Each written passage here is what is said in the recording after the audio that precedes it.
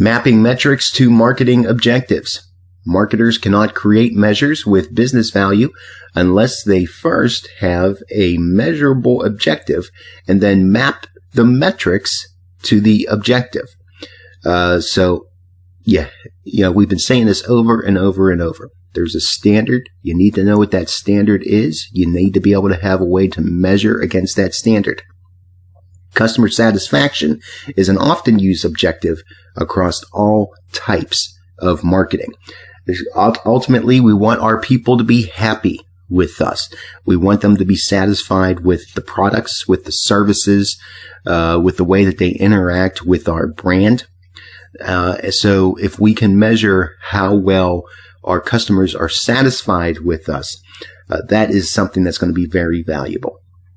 Following multiple metrics that purports to measure the same thing but produce different scores is confusing to both marketers and to the executives who are trying to make sense of SMM. So you saw the list there in the table from the textbook. There's all sorts of different ways to be able to measure effectiveness online.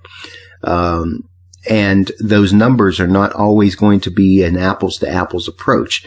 They're not always going to give you exactly what you need in order to determine something, especially if you're going from platform to platform and trying to reconcile what the different numbers mean from different sources. So marketers must work hard to understand what each model is really measuring and choose the one that best meets their business needs. One of the ways to do this, you can use something called the Net Promoter Score. The NPS is a transparent measure of what is presumed to be satisfaction. Actually, it's a measure of the loyalty of a company's customer relationships. So what we're talking about here is that the NPS can be used. We talk about it in terms of satisfaction, but it's really more of if a customer is going to be loyal to your particular brand. And that's really what the NPS is trying to measure. But presumably, if someone is loyal to your brand, they are overall satisfied with the things that you're doing. The NPS that every company's customer can be, let me try that again. The NPS assumes that every company's customer can be divided into 3 classes based on a 0 to 10 scale. And here's that breakdown. The promoters are your top people that have a score of 9 to 10. Loyal enthusiasts who will continue to buy and refer other consumers, and they'll fuel further growth. Then you have your passives. They have a score of 7 to 8. They're satisfied with what you're doing, but they're not really enthusiastic customers. They could be taken away from competition. And then you have your detractors. Anything with a 6 or lower, unhappy customers likely to damage the brand and hinder growth through damaging word of mouth. So those are the 3 things that the NPS will score customers on. And then the NPS itself is calculated by taking the percentage of customers who are promoters and subtracting the percentage who are detractors. So this is shown as a plus or minus score as opposed to a percentage or a ratio.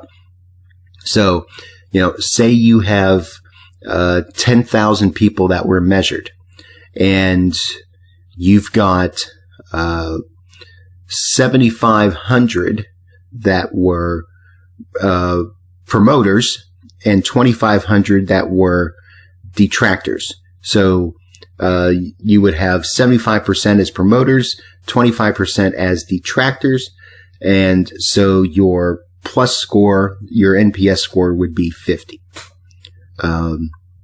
That's how that would work. If you have more detractors than promoters, then you would have a negative NPS score. Measuring awareness by page visits or by page likes. In order to like a post, it seems reasonable to assume that the person has paid some attention to the concept. While like is not exactly aware, it seems to be a good proxy. We talked a little bit about that earlier. So it's the idea that if you have people that are liking and sharing your content, it means they're aware of what you're doing and that they're paying attention to the things that you have to say. Now, here we go. Are all metrics honest? Well, the thing of it is there are many ways to manipulate the metrics collection on any website or on any platform. Even worse, there are dishonest people that make a business out of selling fake metrics. And because metrics in and of themselves can be rather confusing in their own right, this is an opportunity for some people to provide certain services to make those things even more confusing, or to kind of fudge the numbers in a certain way or spin the numbers in a certain way to make things look one way when they actually are not what it is that they represent. All platforms have to maintain security against the efforts of click farms, fake accounts, and malware that can mimic authentic visitors liking posts. If they don't, their metrics will lose all value in the minds of business customers.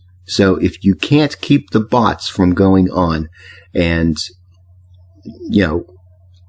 artificially inflating your numbers, it's going to wind up being a credibility issue for you. So it is something that you're going to want to watch out for. Having 1 million likes is great. How many of those 1 million likes were actually from real people? And that's the next line there. Websites have to ensure that activities like customer reviews and are, that they're honestly submitted. So you want to make sure that as much as is possible, everything that is on your online presence is authentic. To address the issue of ROI, social media marketers turn to KPIs. It requires careful thought about business goals and strategies to develop KPIs that can truly guide business decision making. So those key performance indicators are going to be what really helps you to determine what your ROI is on your social media presence. Simply using all the metrics available doesn't answer the question of what to do. It takes work and a clear understanding of organizational strategy to sort through all the possible metrics and to identify the one that best measures goal achievement. So you have to be able to decipher the numbers. You have to know which numbers mean the most to you and be willing to take a look at them honestly. If a number doesn't say something that you like, make sure it is indeed the correct number that you're looking for. And once you determine that, figure out what you're going to do with that to make adjustments and changes and all of that in order to improve the results that you are getting. All right, evaluating the impact of social media activities. The process of data gathering is generally referred to as analytics. Google Analytics provides data about online marketing activities like websites, social platforms, and email, and offline marketing activities like direct mail as well.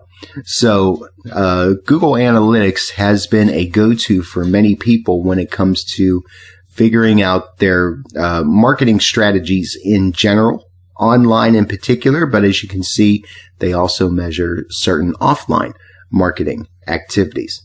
And then social media platforms tend to offer their own types of analytics as well. If you're interested in diving deep into some of the various tools that are offered by different platforms, you can read into more detail in your textbook.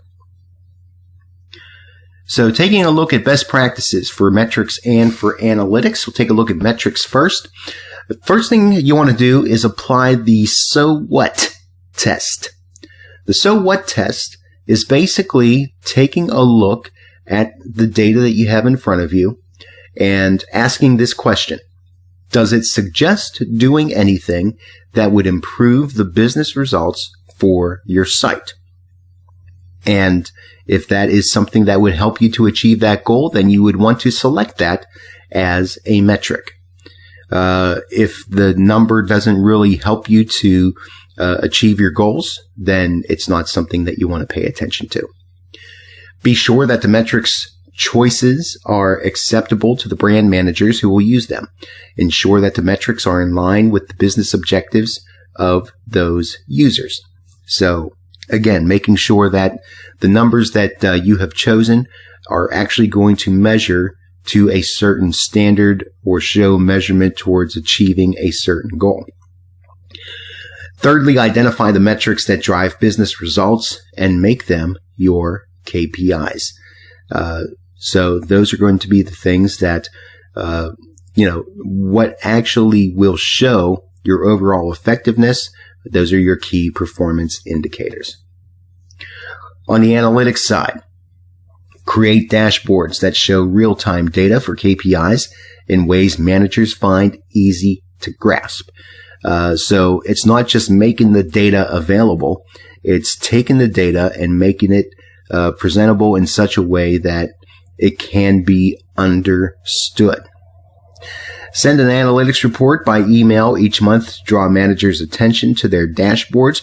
Basically, what this is talking about is making sure that information is being checked on a regular basis, that we're checking progress pretty regularly to make sure that we are making our way towards our goals and strategies and objectives.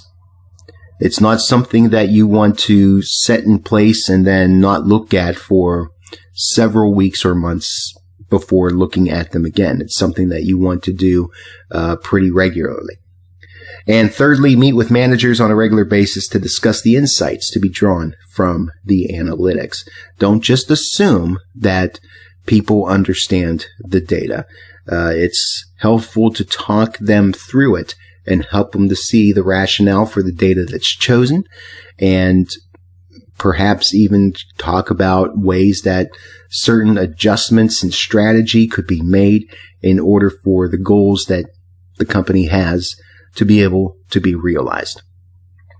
So there you go. There are the notes for Chapter 13. Make sure you take a look at the study questions and be prepared with your questions and comments when we get together to discuss the chapter.